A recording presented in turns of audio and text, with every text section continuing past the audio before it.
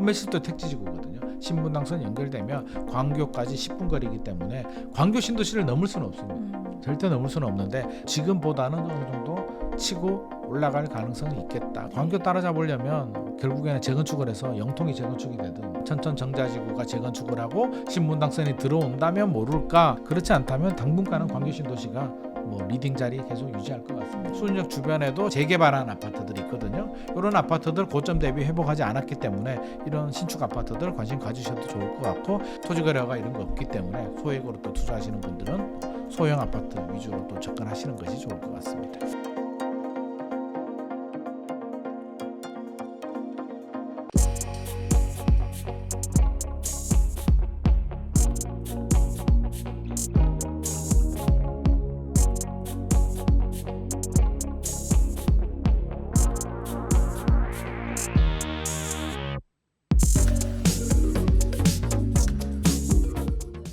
요즘 수원 부동산 시장은 분위기가 어떤가요? 수원요? 네. 뭐 수원도 이제 지역이 굉장히 넓다 보니까 수원 사시잖아요. 그렇죠. 수원 살죠. 네. 수원 사는데 사실 뭐 수원에 별로 관심이 없어서 잠만 자는 곳이기 때문에 일단 수원이 굉장히 넓긴 합니다. 굉장히 넓고요. 수원하면 땅이 굉장히, 수원이 사실 농촌? 이게 뭐야, 뭐 농사? 이런 쪽 집중화된 지역이잖아요. 지금은 이제 나주로 네, 혁신도시로 이전했습니다. 아마 농어촌 뭐 이런 공사들도 좀 많이 있었던 지역이고. 그 영화 보셨어요? 클래식 손예진. 네. 보고 얼마나 마음이 아팠던지 제가. 클래식 영화 보면 이제 그거 기억나세요? 조승우가 그 시골 출신이잖아요. 가난하잖아요. 네. 그래서 시골에 아마 손예진이 놀러 오나? 뭐 이래가지고 반딧불 보러 호수 같은데. 네, 기억납니다. 벤가 뭐 타고 가지고 반딧불도 보고 해서 나중에 그 할아버지한테 뺨 맞잖아요. 그래서 그게 수원이거든요. 제가 짐작컨대. 네. 그 감독이 고향이 수원이고요. 그런 호수 시골에, 수원이 시골이니까 시골에 호수가 있는 곳을 보면 제가 이제 이 직업병인가? 저는 그런 거 보면 여기가 어디지? 라는 막 생각이 드는데, 제가 생각할 때는 둘 중에 하나인 것 같습니다. 이 광교 신도시가 있는 원천, 옛날에 원천 유원지라고 했거든요. 네. 원천 유원지, 원천 저수지 쪽 이거나 아니면 그 서수원 쪽으로 가면 이제 수원역 주변에 뭐 서호 저수지 뭐 이런 게 있거든요. 그 두 군데를 모티브로 해서 만든 거 아닌가. 수원이 그렇게 시골 동네였는데 네. 이제 최근에 가보면 많이 개발이 됐죠. 그렇죠. 몰라보게 달라졌는데, 수원역 중심으로 해가지고 이제 수원역이 원래 전통적인 뭐 교통의 요지였고요. 수원이 이제 소도 유명하잖아요. 소고기, 소갈비, 네. 수원갈비 뭐 이런 거 네, 유명한데 왕갈비. 네. 요즘 다 LA 갈비, 네. 수입 갈비를 쓰고 있기 때문에 그러니까 수원이 이제 그런 지역인데 이제 많이 바뀌었는 계기 중에 하나를 좀 보자면 이제 수원역 중심으로 했는데 수원이 택지 개발을 합니다. 뭐 삼성전자 일단 들어오고요. 삼성전자 들어오면서 삼성전자 주변으로 이제 택지 개발이 진행이 되는데, 대표적인 택지 개발 지구가 영통. 그렇죠? 영통 지구가 90년대 개발이 됩니다. 아직도 저는 기억이 나요. 영통에. 그때 사촌 누나가 이제 영통에 사셨는데 제가 출장 왔다가 이제 놀러 이제 수원에, 그때만 해도 수원역이 지금은 AK 프라자 백화점인데 수원역이 뭐 시골역 같은 그런 데였어요. 이게 90년대 얘기거든요. 90년 초반 얘기인데도 이게 굉장히 오래된 것 같네. 아무튼 그래서 이제 사촌 누나 집에 이제 이사 갔다고 해가지고 택시 타고 이제 갔는데 그게 영통이더라고요. 그래서 그때 이제 새 집이었습니다. 그래서 새 집으로 이사 왔어라고 했는 게 이제 그게 아마 96년 정도 되는 것 같다. 96년, 97년 이 무렵인 것 같아요. 초반은 아니고. 아무튼 그래서 그게 영통인데, 영통이 개발이 되면서 이제 수원에 본격적인 아파트 시대가 열리죠. 이게 어떤 의미냐면, 자, 빈 땅에서 서울은 뭐 워낙 한양, 경성 네. 원래 도시였는데 수원은 이제 시골이잖아요. 수원역 주변만 또 그 행궁 주변으로만 집들이 좀 있었고, 그 클래식 영화 보듯이 그 시골에 뭐 소 타고 다니고 뭐 이게 저수지에 뭐 반딧불 보고 이런 동네란 말이에요. 근데 이제 삼성이 생기고 개발이 되는데, 이 개발의 힘이 뭐냐면, 왜 집값이 올라가냐면요, 메커니즘이, 자, 개발이 되죠. 직장이 생기고 삼성이 생기고 영통지구가 개발이 됩니다. 아파트가 들어오죠. 사람이 들어와요. 인구가 늘어나요. 인구가 늘어나면 소득이 늘어나요. 전체적인 소득이 늘어나면 인프라가 좋아지고 인프라가 좋아지면 상권이 좋아지고 전체적으로 땅값이 올라갑니다. 땅값이 올라가면 아파트 가격을 또 밀어 올립니다. 이게 택지지구의 메커니즘이에요. 그래서 영통지구가 개발이 되면서 이제 수원의 아파트 가격이 올라갑니다. 그 영통 주변으로 뭐 밑으로 내려가면 동탄신도시도 개발이 되고 물론 화성시입니다만 영통 위에 또 뭐가 개발이 되느냐? 광교신도시가 또 개발이 돼요. 네. 그 원천저수지 손예진, 조승우가 배 타고 가던 그게 맞나? 아무튼 옛날에 유원지, 원천 유원지라고 했는데 야 이게 에버랜드도 아시죠? 네. 그 유원지였잖아요. 네. 유원지가 이제 호수공원으로 개발이 되고 광교신도시가 개발이 되면서 수원 집값이 이제 10억 원 클럽을 훌쩍 뛰어넘습니다. 뭐 광교신도시 집값은 거의 뭐 서울 이제 강남권은 아니고 강남 3구 빼고 그 마포권하고 맞먹을 정도로 광교신도시에서 인기 있는 아파트들 역주변의 아파트들은 굉장히 선호도가 높습니다. 가격이 이제 천지개벽을 하게 되는데 또 그 힘을 보자면 이제 우리가 인구 감소 시대잖아요. 네. 인구 감소 시대에 우리가 주목해야 될 게 제가 지난번에 한번 말씀드린 것 같은데 교통이 첫 번째 중요하고요. 지하철역 네. 중요하고 두 번째 양질의 일자리가 네. 굉장히 중요하고 세 번째는 주거 인프라. 주거 인프라가 좋은 곳들은 그래도 잘 버틴다라고 제가 말씀을 해드렸는데 한 번 더 강조를 드리고요. 그러면 택지지구 개발이 되면 영통도 그렇고 수인분당선 지나가죠. 광교신도시는요. 신분당선 연결이 되죠. 또 주거 만족도 광교신도시 가보세요. 불편한 게 뭐가 있나요? 다 해결이 되는데 백화점도 있고 쇼핑도 하고 맛집도 있고 경기도청도 관공서도 있고 뭐 모든 게 다 해결이 됩니다. 그래서 주거 인프라가 좋고 교통이 좋은 것들 집값이 치고 올라가는데 이제 본격적인 물론 사실 양극화가 좀 있긴 해요. 택지지구와 택지지구가 아닌 구도심들이 집값 차이가 벌어지는데 그거는 수원만의 문제는 아니고요. 뭐 다른 지방이나 전체적으로 마찬가지입니다. 그래서 저는 가급적이면 수도권 지역으로 접근한다면 택지지구 위주로 좀 접근하는 게 좋겠다. 그래야 나중에 30년이 지나면 네. 임기신도시 특별법이 일기신도시만 되는 건 아니잖아요. 노후계획도시 특별법. 그러면 영통도 노후계획도시 특별법의 대상이 될 수도 있고 이제 그게 동쪽이에요. 동수원이라고 하는데 네. 동쪽에 있고 이제 서쪽으로 넘어가게 되면 서쪽에도 택지지구가 있긴 합니다. 지하철 1호선 타고 이렇게 내려가다 보면 천천정자지구라고 있는데 영통지구보다는 선호도가 좀 떨어지긴 합니다. 차라리 지금 개발했더라면 집값이 많이 올랐을 텐데 사실 지하철 1호선 라인이 좀 약하기도 하고요. 아파트가 영통지구하고 비슷한 시기에 개발이 됐는데 나중에 또 재건축 추진되면 또 올라갈 수도 있겠죠. 인프라가 저는 좀 놀랐는 게 지금 화서역이라고 있거든요. 네. 화서역에 신분당선이 연장됩니다. 광교신도시에 있는 신분당선이 이제 신분당선이 강남으로 가는 급행열차잖아요. 네. 월드컵 경기장 찍고 화서역 찍고 뭐 구운역도 한다라고 하는데 구운역 찍고 막 호메실까지 연결이 되는데 이게 골드라인에 연결이 되잖아요. 미래같이. 나중에 이런 지역들이 신분당선의 힘이 사실 광교신도시가 신분당선이 없었더라면 저렇게 집값이 올라가지 않았을 겁니다. 아무리 택지지구라고 해도 신분당선이 없었으면 거의 뭐 동탄신도시와 비슷한 수준 정도밖에 안 됐는데 신분당선이 들어오면서 그냥 집값이 뭐 천지개벽하는 거고 화서역 옆에 보면 지금은 화서역이 지하철 1호선만 다니는데요. 거기 이제 신분당선이 이제 예정되어 있는데 앞에 스타필드가 생깁니다. 오. 스타필드가 들어왔어요. 거기가 무슨 부지였냐면 옛날에 KTNG 담배 인상공사 공장인가 뭐 잔디밭도 있고 막 축구장 있고 그랬어요. 거기가 사실은 학군도 그렇게 좋은 지역도 아니고 그렇게 선호도가 높은 지역이 아님에도 불구하고 스타필드가 생기니까 스타필드 옆에 이제 그 KTNG 부지에 스타필드도 생기고 프루지오 아파트도 이렇게 들어서는데 저는 그 용적률이 높아요. 용적률이 한 500% 정도 됩니다. 준주거 지역이었기 때문에 아파트가 빽빽해요. 그래서 저는 이렇게 빽빽한 아파트 그렇게 좋아하지는 않는데 처음에 지을 때 분양가가 5억 얼마 정도 했었거든요. 그때는 5억 얼마가 좀 비싸다는 얘기도 나왔는데 저는 용적률도 높고 그때는 이제 스타필드가 들어온다는 계획은 없었으니까 그렇죠.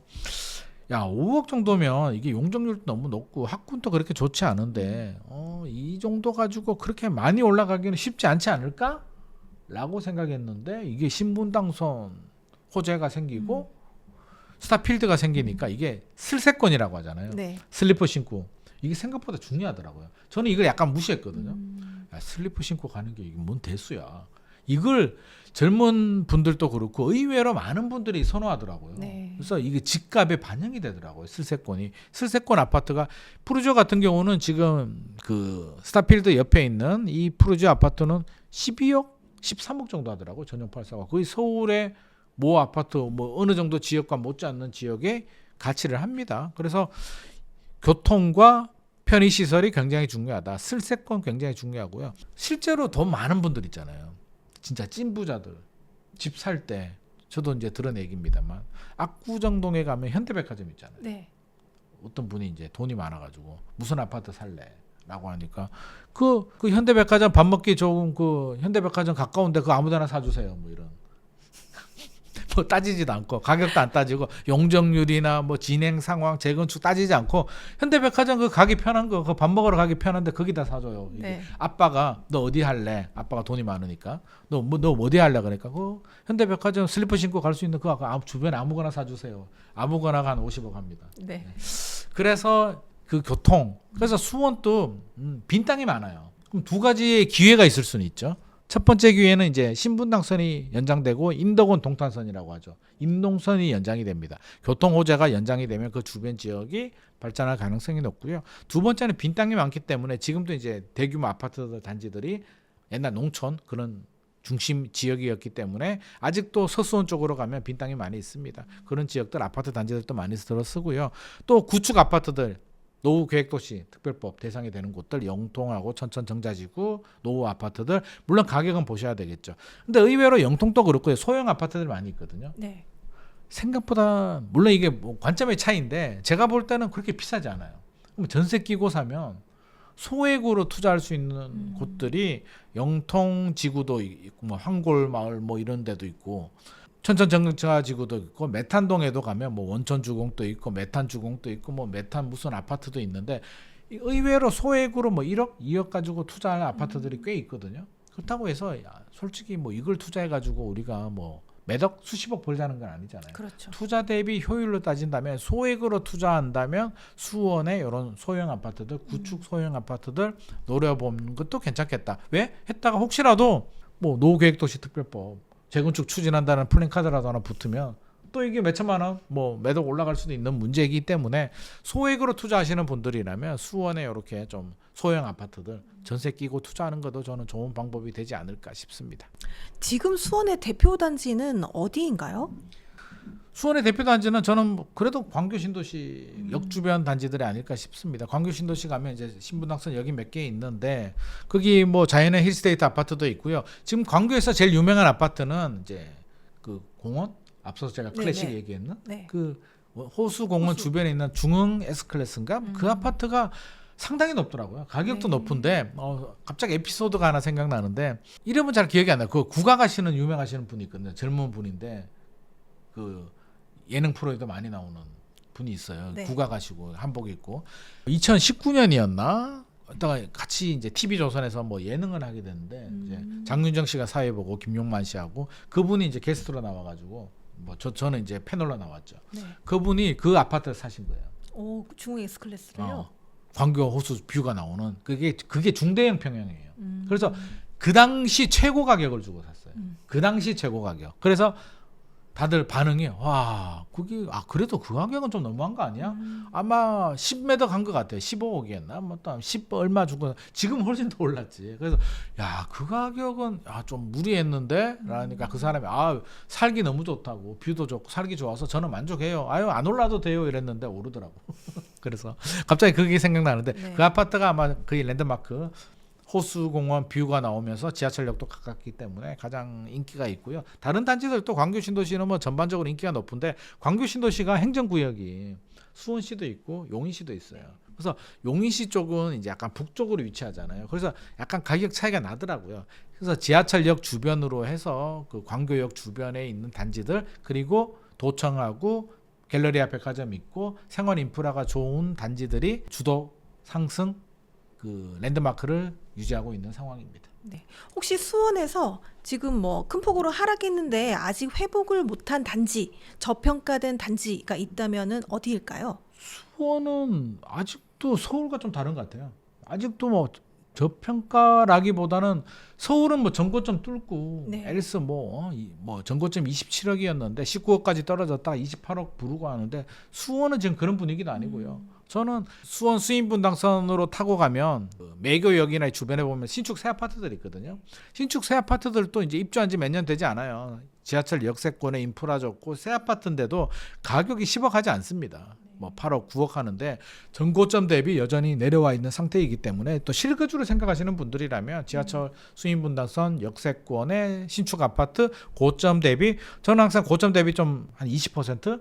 네. 30% 떨어지면 좋은데 30% 떨어지면 폭락이고요. 폭락했다가 최근에 좀 회복은 해도 서울처럼 그렇게 회복하지 않았기 때문에 실거주로 생각하시는 분들이라면 이런 신축 아파트 그 매교역이나 이쪽 재건축한 또 수원역 주변에 수원역도 GTX-C 들어오잖아요. 수원역 주변에도 재개발한 아파트들이 있거든요. 이런 아파트들 고점 대비 회복하지 않았기 때문에 이런 신축 아파트들 관심 가지셔도 좋을 것 같고 소액으로 투자하시는 분들이라면 또 전세 끼고 또 소액 뭐 토지거래가 이런 거 없기 때문에 소액으로 또 투자하시는 분들은 소형 아파트 위주로 또 접근하시는 것이 좋을 것 같습니다. 그렇다면 지금 수원에서 지금 대비 눈에 띄게 좋아지고 또 대장을 위협할 수 있는 지금 그런 곳이 있을까요? 대장을 위협한다는 건 광교 신도시를 위협을 해야 되는데 지금 광교를 위협할 만큼의 광교 신도시는 이제 입지도 워낙 좋고요. 쾌적성도 좋고 신분당선도 있고 인프라가 잘 갖춰졌기 때문에 단기간에 광교를 넘어설 곳은 그 정도 규모의 경제가 있는 곳들은 사실 쉽지 않을 것 같고요. 네. 근데 광교를 목표로 이제 열심히 따라가려고 노력은 하겠죠. 그래서 신분당선 라인을 본다면 앞서서 제가 이야기했듯이 이제 화서역에 신분당선 들어오고요. 그 월드컵 경기장 주변에 보면 이제 옛날 구축 아파트들 우만주공이나 있는데 이런 단지들 또 신분당선 들어오면 업그레이드가 좀 될 것 같습니다. 그리고 호메실 지역 지구까지 호메실도 택지지구거든요. 신분당선 연결되면 광교까지 10분 거리이기 때문에 광교 신도시를 넘을 수는 없습니다. 절대 넘을 수는 없는데 그래도 어느 정도 지금보다는 어느 정도 치고 올라갈 가능성은 있겠다. 그래서 신분당선 라인으로 가셔야 될 것 같고 최근에 이제 북수원 쪽에 또 이목지구 뭐 이런 데 막 개발이 돼요. 네. 개발이 되는데 이제 그쪽 지역들은 광교를 따라가는 거는 저는 현실적으로 이제 신분당선이 그쪽으로 연장이 되면 모르겠는데 지하철이 그렇게 연장이 안 되기 때문에 물론 신축 새 아파트의 주변에 이제 개발이 되면 점점 신축 아파트는 늘어나겠으나 이 광교를 따라잡을 곳은 저는 없을 것 같습니다. 광교 따라잡으려면 결국에는 재건축을 해서 영통이 재건축이 되든 아까 앞서서 말한 천천정자지구가 재건축을 하고 신분당선이 들어온다면 모를까. 그렇지 않다면 당분간은 광교 신도시가 뭐 리딩 자리 계속 유지할 것 같습니다. 네, 오늘 소중한 시간 내주셔서 너무 감사드리고요. 마지막으로 저희 구독자분들께 한 말씀 부탁드립니다. 네, 지금 혼돈의 상황인 것 같습니다. 이제 뭐 집값이 계속 올라갈 듯 하다가 지금 한 달 만에 갑자기 또 분위기가 또 반전이 되고 뭐 금리도 내려간다. 금리가 내려가면 집값이 어떻게 되느냐. 굉장히 좀 혼란스러운 상황인데 나무만 보지 말고 좀 숲을 볼 필요가 있을 것 같고요. 항상 중요한 거 제가 강조드리는 게 있죠. 필요하냐? 내가 필요하냐? 자금력이 되느냐 남한테 휘둘리지 마시고요. 숲을 보고 내가 필요하다면 지금이라도 내 집 마련을 하는 게 맞을 것 같고요. 자금에 맞춰서 또 리스크 관리도 해야 되겠죠. 예상치 못하는 상황, 뭐 집값이 뭐 급락하는 뭐 그런 상황이 100% 생기지 않는다라고 말씀드릴 수는 없기 때문에 그런 상황이 생겼을 때 3년 정도 이자를 내면서 버틸 수 있는 리스크 관리도 충분히 해야 될 것 같습니다. 앞서서 제가 뭐 로키 영화 이야기도 했었는데요. 승패가 중요하지 않습니다. 뭐 내년에 집값 오른다, 집값 내린다가 중요하지 않아요. 왜? 아니 지금 사서 우리가 내년에 팔 거 아니잖아요. 양도세 내고 끝나거든요. 그래서 우리가 집을 산다면 기본적으로 5년에서 7년 정도 이렇게 장기 보유하기 때문에 단기 흐름 너무 일희일비하지 마시고요. 7년, 5년, 10년 길게 보시고 10년 정도는 문제 없다라고 생각하는 지역들, 뭐 인구가 크게 감소하지 않는 지역들, 인프라가 증가하는 지역들 보시고 내가 필요하다면 또 실거주 목적으로 이렇게 접근하시는 것이 좋을 것 같습니다. 네, 감사합니다. 감사합니다.